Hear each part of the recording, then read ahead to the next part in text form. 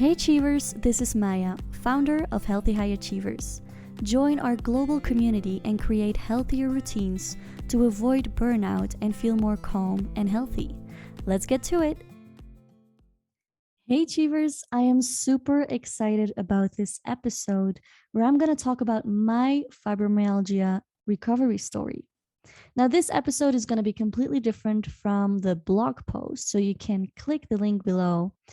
My fibromyalgia recovery story, how I went from chronic illness to feeling great. You can read my whole story from when I was 15 years old until now.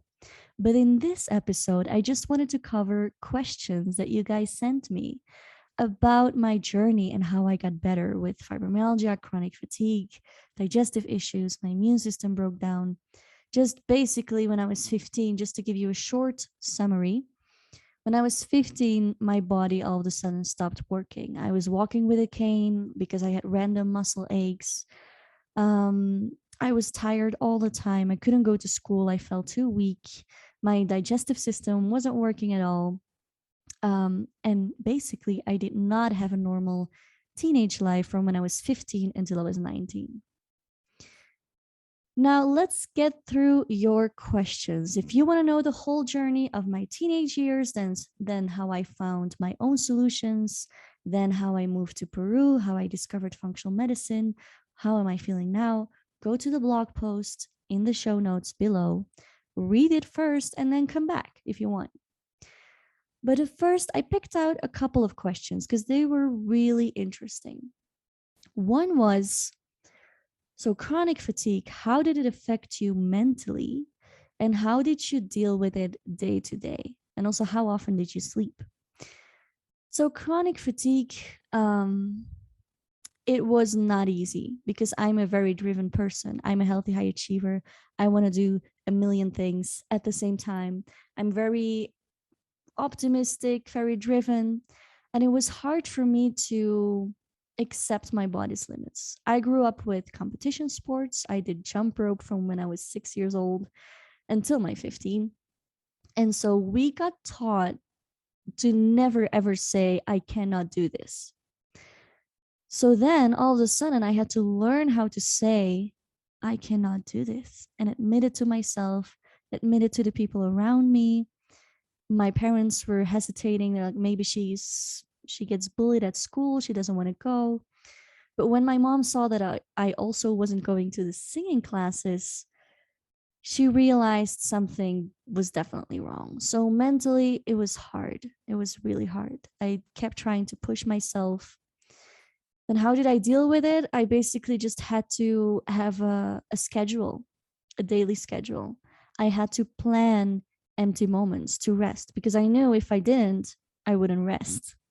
So I knew if I were to go to a birthday party on Saturday evening, I had to have no plans on Saturday, and I had to have no plans on Sunday so that I could just Saturday evening go somewhere. So I would just have to recover for days with anything I did. And I slept. How often did I sleep? I couldn't live without naps, without taking naps. And I remember a doctor said, Maya, you need to stop napping. And I was like, I want to. This is not something I'm doing because I want to sleep.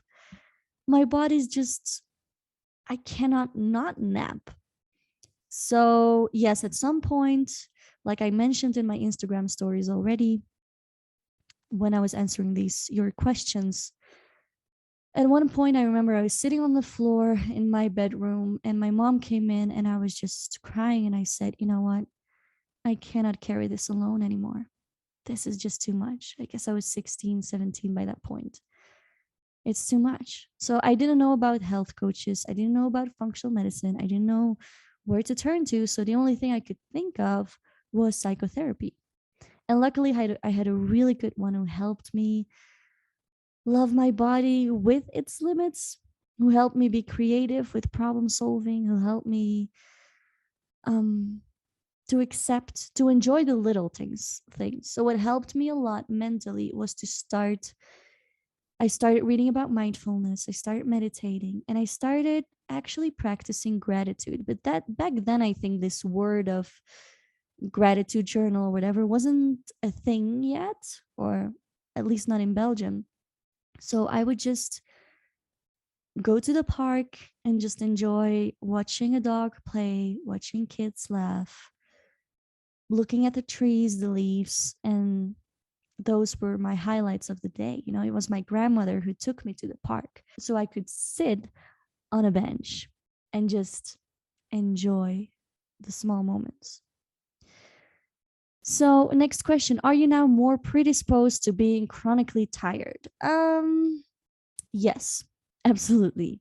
So I know that my uh I don't know if I should call it weak spot, but you know, there are some people who when they get tired, they get a headache, right? There's some people who if they're getting sick, they can feel it in their throat immediately. I can feel anything immediately in my energy levels. I think that's an indicator for me that something is wrong.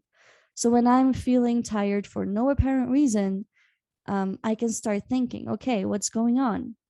Not only physically, but also mentally, emotionally, right? Spiritually, just whatever is going on in my life. So I know that chronic fatigue is something that will always sneak in, come back in some way. Um, but I've become super good at focusing on what's truly important to me, not wasting time on many movies and series and things that don't serve my life. Because I used to have such a small energy bucket, I had to become good at doing everything I want to do in my life, but with very limited energy. And basically, that's what I'm doing as a coach, right? I help people with the time they have, the energy they have, not overdo it, listen to their body, use their energy and the time they have just in a different way. Not, you don't need extra time to take care of yourself. You just need to become more smart with what you already have, which is, you know, for the people who have seen my ROI energy cycle, first you need to remove the clutter. So you need to kind of simplify your life, get rid of what's not serving you, what doesn't matter to you. Then the O stands for optimize what you already have, which is that, like I said, the time and energy you already have. And then the I is increase your energy, because when you declutter and then when you become smarter with your time and energy, you automatically feel more energy to then start working on your diet and other healthy habits and just do what you want to do in life. So, another question someone had was, how much did diet then really help you? And what else did you do? So, diet was one of the last things I worked on. I wanted to say it was the most impactful thing, but I don't know. I think mindfulness meditation and positive psychology were the first things I went to, because basically I went to traditional medicine. And I'm just going to grab another question. How much did traditional medicine help you? Okay, so I'm going to tie that in. Traditional medicine helped me in the very beginning to outrule other diseases, right? To just take a scan of my bowels, nothing's wrong with my bowels, sorry. Take a scan of, you know, or do these tests with my heart, because I had these heart palpitations and just I was so weak and nothing was wrong with my heart. They checked my muscles. I had random muscle aches every day, but nothing was wrong with my muscles. So good news is that those are always the first tests that you need to do. It's basic, you know. You need to know what's happening with your organs in your body, if there's anything, you know, significant happening there. But what was the hard part about that is that I got disappointed every time, because everyone kept asking me, Maya, what do you have? What's wrong with you? And I did not have the answers. I couldn't answer. I couldn't say I have this or that and that. No, I wish. How many years have I wished for a name, that I could just give people a name of a disease? So in that sense, when let's say when traditional medicine gave me the diagnosis of first spasmophilia and then fibromyalgia, because spasmophilia is supposed to last for only 6 months and it lasted longer after a year. And then they said, okay, then it's fibromyalgia. And I remember they would push these points in my body and ask, like, does it hurt? And I said no, because basically with a test for fibromyalgia, they push 18 points in your body, and you have to say if it hurts or not. And then there's a certain score. If you're over 12 or 14, I don't remember, but a certain score, you have fibromyalgia. But when they pushed those points in my body, they were like, does it hurt? No. Does it hurt? No. But I do still feel that very first point you touched. I mean, it was like a lingering feeling. Then the doctor said, well, then you should say that it hurts. And I'm like, but this is not pain. I had been in so much pain for years. When you have fibromyalgia, your pain limit just goes through the roof. It's crazy how you adapt to the pain.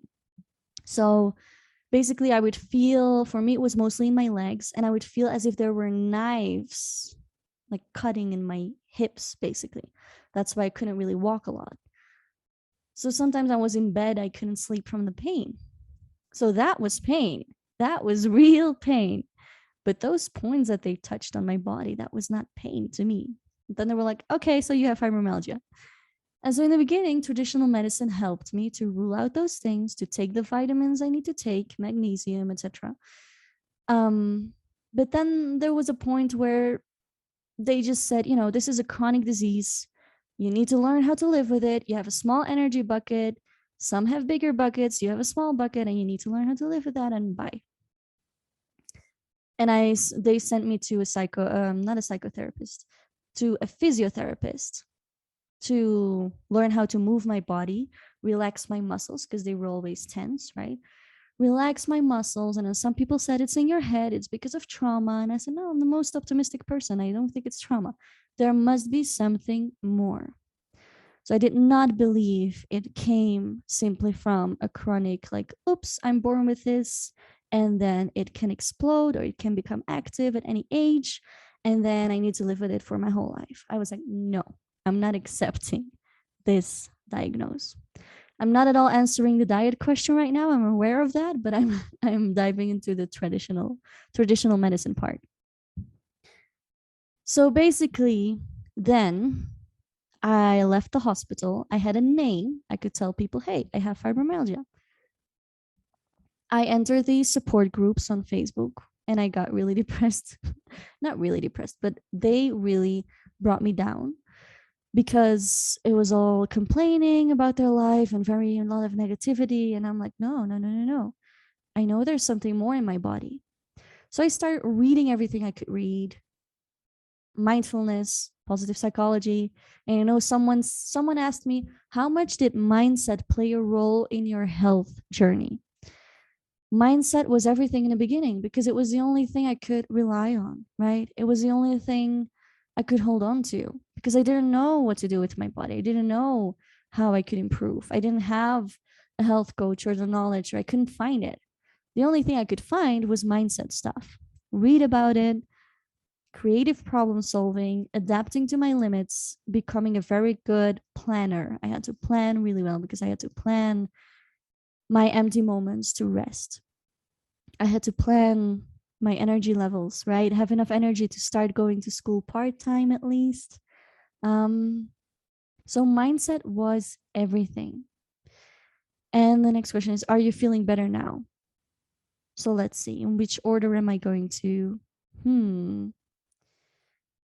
First, someone asked, how did this influence your teenage life? So let's just stay in the teenage years for now.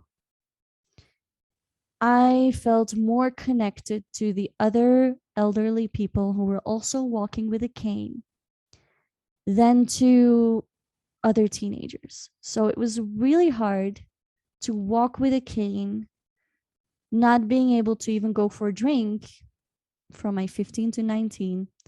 So I never had a true teenage life. I've never been 16 the way you should be at your 16, when you should fall in love and start dating and just experiment with makeup and just, I don't know, become a woman. No, I was worrying about my body and my energy and being able to go to school.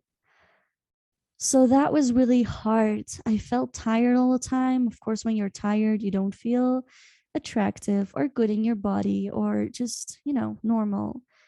I didn't have energy to go buy clothes. So my mom would just buy clothes from shops and just, in neutral colors so that they would be okay for me. So I didn't have a clothing style.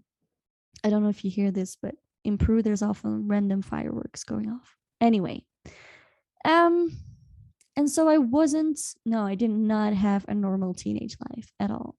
So I guess I caught up once I arrived to Peru at the age of 21.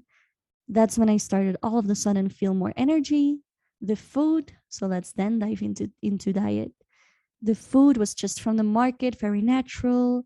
Life is not planned here, so there's no pressure of social life of, oh, I have a dinner tonight. I cannot listen to my body and rest because I don't want to cancel. That does not exist here. So just the positivity, the sun as well, the mountain air, dry mountain air that does not have a lot of toxins flying around and whatever. So diet, that I realized, hey, I'm not going to the supermarket here. I'm not buying anything that's processed. I'm I'm just eating natural stuff mostly. And I start wondering, what effect does that have in my body? Not having processed foods, right? I stopped getting my random weekly belly aches. They were like belly ache attacks. I stopped getting them. I did get parasites because my microbiome wasn't that strong, but I adapted. Eventually, I adapted. And I started studying online about natural health because I was wondering, okay, I feel way better in Peru. Why? I wanted to know why. And obviously, it's always a combination of things. But that's how I discovered functional medicine. And that was another question you asked. How did you discover functional medicine? That's how I discovered it. I was online looking for online webinars, and someone would suddenly talk about fibromyalgia and say, fibromyalgia is just a name, is literally when you translate it, I don't know what the translation is, but when you translate it, it literally means aches in your muscles or whatever. So it's just a name for a group of symptoms. It does not say anything about where it comes from, what it's causing. It's causing, it can be different for everyone, and what the solution is. It's just a name for a group of symptoms. And that's how I always felt like there was more, like they didn't dig deep enough. I always felt like I just got like a trash can diagnose, I said, because, I saw so many people in different situations who got the same diagnose.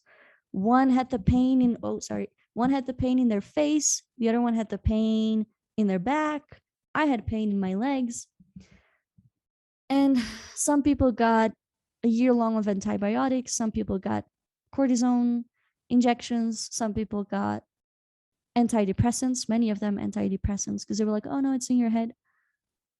So I felt like there wasn't a real solution and they didn't really look for the real cause. So then with functional medicine, and you'll read that in my blog post, I discovered what was actually wrong with me.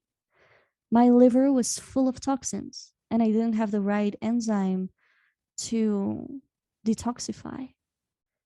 So my body exploded, because if a liver doesn't work well, your hormone balance is off, your vitamins don't get stored well, your immune system isn't working properly. Basically everything, because your liver is so crucial in getting those things out. And you keep breathing in gasoline and whatever toxins that are flying around in the air. You keep touching plastic and rubber. And yes, my liver was full of rubber, gasoline, and plastic because of everything you breathe in and touch. Now, I'm a highly sensitive person. So, of course, I soak up everything, I absorb everything around me. Imagine a liver that's then not working well. Of course, I got sick. Of course, my whole body broke down. And of course, all of my different symptoms were connected.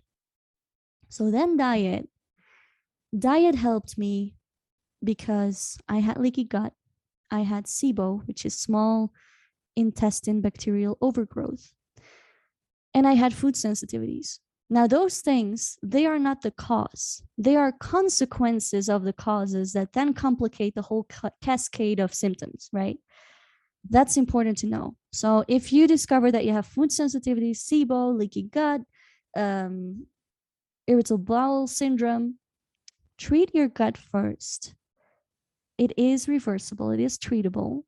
The gut lining heals in 3 days. So elimination diets and all these kinds of more restrictive diets like FODMAP that are only for a short period of time, that's important. They can really help you repair your gut, give your immune system a rest, because your immune system is constantly scanning what's coming in the bowels. I have another video on that, by the way, on food sensitivities. I'll add it to the show notes. So I cut out gluten for a year. I cut out sugar completely, which made the biggest difference for me, I think, because my immune system got so much better. Because we know now that sugar suppresses the immune system. So I went all natural with food. And what else did I do? I could do another podcast on the whole diet story as well. But what else did I do? Basically, the psychology, mindset, diet, a daily rhythm, sleeping at a fixed hour, waking up at a fixed hour, doing more of what I love, like moving more in a way that I love, like dancing. Um, not putting pressure on myself. So it's all the daily routine stuff that helped me a lot. And what else? The supplements, of course, the supplements to detoxify my liver. Um, and just so many things. I did, honestly, if I would name everything I tried or did for my health just to experiment, we would be talking until tomorrow on this podcast. So that is a problem with people who are trying to find their own solution, like me, because you end up doing all these strict diets and things that you don't know actually will work for you. So that's why you need a functional medicine health coach. And that's the answer to one of your next questions. How are you using medicine in your coaching now? So once I became a functional medicine certified health coach, basically, I can help people to not do everything at once, not get lost in the jungle of information on the internet of like, oh, maybe I should do FODMAP now. Maybe I should go keto. Maybe I should whatever, take melatonin. I don't know. All these health things that they think they should be doing. I help them to take it step by step. Because often, like I mentioned in the ROI cycle, the first thing they should do is remove the clutter in their life. So, first, I coach them around perfectionism, overthinking, clutter in their schedule, clutter in their life, in their house, to create space to then create those healthy habits or implement them. Because people often want to start with exercising or changing their diet, but they don't keep up because life gets in the way, life's too busy, they don't have the energy, and of course, they can't. So that's why there's a certain sequence to coaching as well, to see what you work on first and what's next. And that's nice to be someone's coach, to have a follow up of months, sometimes years, that I know their journey. I know what they've tried before. I can guide them to the next step. And how I use medicine is when I feel, so obviously, first, mindset, how they cope with their body's limits. Are they being kind to themselves? And then next, okay, if this person has digestive issues, a hormonal imbalance, sleep issues, if they have, if I think they have something in their liver, something in their body that I feel they need more tests for, I will send them to either their GP, their normal doctor, and see what they can do as in regards to testing, or send them to a functional medicine practitioner who can then suggest them, okay, we need these and these and these tests. We need to know your microbiome, your whatever. And then we can still work with their normal doctor to get the tests done, or we can order it from somewhere and do it. Once the results are in, I have more information. The functional medicine practitioner helps me to analyze them, to tell me, hey, Maya, you know what? What I see in these tests and what I've been analyzing for this person is that They need to change this. They need to do that. They need to take this supplement, and they need to work on that. And that's when I get to work with my clients. So we start working on all those action steps because the implementation part is not easy.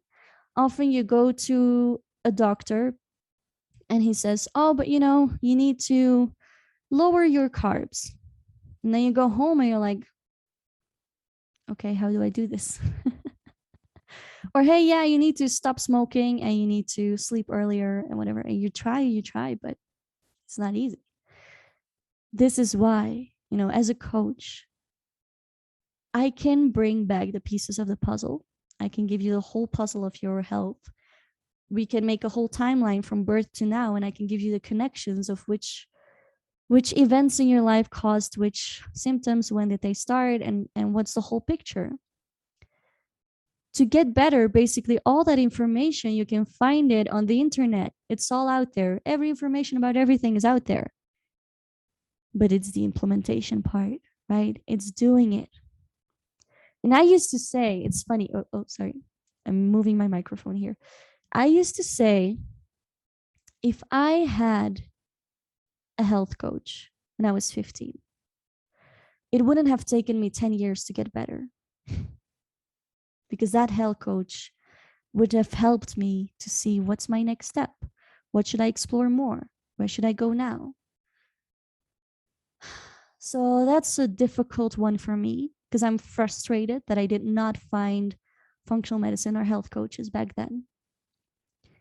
I'm also grateful for my own journey because I studied everything there was to study, which makes me a good functional medicine coach, right? And as someone is asking me, what are your next goals? What are you dreaming of as a functional medicine coach? And I want to get into that now. Did I cover everything? Almost. Well, the questions I picked out anyway. I might do several episodes on this. If you're interested in that, just let me know. Let me know in the comments. Let me know what part you'd like to hear more of. I know I'm giving some sort of a summary. That's because, blame it on me, I haven't been talking enough about my own stuff, about my own journey. And I've had many people ask me to do so because they learn from it, they get inspired from it, they recognize parts in it. So please let me know in the comments what part you like the most. I could do another episode on that in a couple of weeks, next month, whenever you want. But what are my next goals as a coach? Of course, I want to grow the Healthy High Achievers community. And now here's a question someone asked me. Hey, Maya, why are you not focusing solely on clients with fibromyalgia and chronic fatigue? Why are you in Healthy High Achievers, which is more burnout and stuff, right? Well, even people with chronic disease, and they start getting better. When did I need the most help? I needed the most help when I started getting better because I had more energy, but not a lot. People couldn't see my disease, so they expected a lot from me. I looked normal. I looked healthy. I wanted to do a million things. I wanted to take online courses and listen to podcasts and have a million goals and, start my own projects and whatever. But I needed to listen to my body. And that's what Healthy High Achievers is about. It's about all those people, whether they have a chronic disease or not. It's about those people who are at that point where I was, feeling frustrated because my body didn't want to follow everything that my head wanted to be doing. Right? So my body needed to rest. I was doing too much. I was not listening to my body. I was stubborn and I wanted to do a million things. That's what Healthy High Achievers is for. So obviously, I want to grow the Healthy High Achievers platform. And you can join it anytime you want. It's for free. It's healthyhighachievers.community. I just wanted to become a huge platform worldwide where people just get together, have meetups, talk about their healthy habits, and not even know that I'm the founder, right? So that it starts its own life. In the functional medicine realm, I'm living in Cusco, Peru now. And I see lots of spiritual stuff happening here, which is great. It's a high energy place. I discovered a lot about myself here. My vibrations are higher, my frequency, my energy, but it lacks, there's a spiritual part and there's the super traditional medicine part, and it lacks functional medicine. It doesn't exist here, which is why I'm here talking to all these kinds of healers and trainers and doctors and people who could be interesting to form a team with and to have health retreats for people. Because I know so many tourists who have been here, visited Machu Picchu, and still feel like they want to come back just because they need to work on something for themselves, work on their health, work on their burnout or their mindset, and they want to come here. So my big goal is here to start organizing health retreats. I've done them now before individually for people who contact me and say they want to come here. So if you want to come to Peru, let me know. I can just make a personalized package for you. I used to work in tourism here, so I have all the contacts too. But my big goal is to have that big yellow building, because I love yellow, just a big yellow building that's like a functional medicine health center here. That's my big goal. So let's see if I covered most of what I picked from your questions. A last one I want to dive into. Okay, yeah, the very last one. Do you still feel different now? I do. I do. I've gotten so used to my health journey adapting to my body that it's gotten difficult to really see. I only realize I'm different when I spend a lot of time around other people. For example, when I go on vacation with friends, then I realize that I do have different limits. I do need more time alone or more time resting, which is partly my physical health and partly my highly sensitive nature, right? And I also feel that I need to take way more care of my nutrition. I need to be way more natural in everything I do. I make my own deodorant. I see what kind I buy natural soaps because I don't want my skin to absorb too many toxins. I feel terrible in a very humid climate because in humid climates, there's a lot of toxins and bacteria flying around. That makes me feel terrible, brain fog, everything. So I love this dry mountain air. That's where I feel the best. I feel different when I go partying. I barely ever drink alcohol. When I do, it's just one glass because my liver, right? I need to take care of it. So I just go out with water and I enjoy the music and I'm dancing, but that's it. So in many ways, I cannot do the long hikes here, the 5-day hikes that people are doing. Maybe one day I'll try it, but I just haven't dared to yet, I guess. So yes, I still feel different now, but I found my own way, and I wouldn't be the person I am today if I hadn't gone through all this shit. That's just the truth. I don't know. It made me more resilient. That was one of your questions too. How would you describe your resiliency? Huge. Anything that happens to me, I mean, just 2 months ago, right now, I have a broken foot. I'm just sitting here doing this with my broken foot. I had a broken heart, then I had COVID, and then I broke my foot. I've been inside my house for 2 months. And I look okay, don't I? Because I've been through so much that I know how to make the best out of anything. I know how to find creative solutions.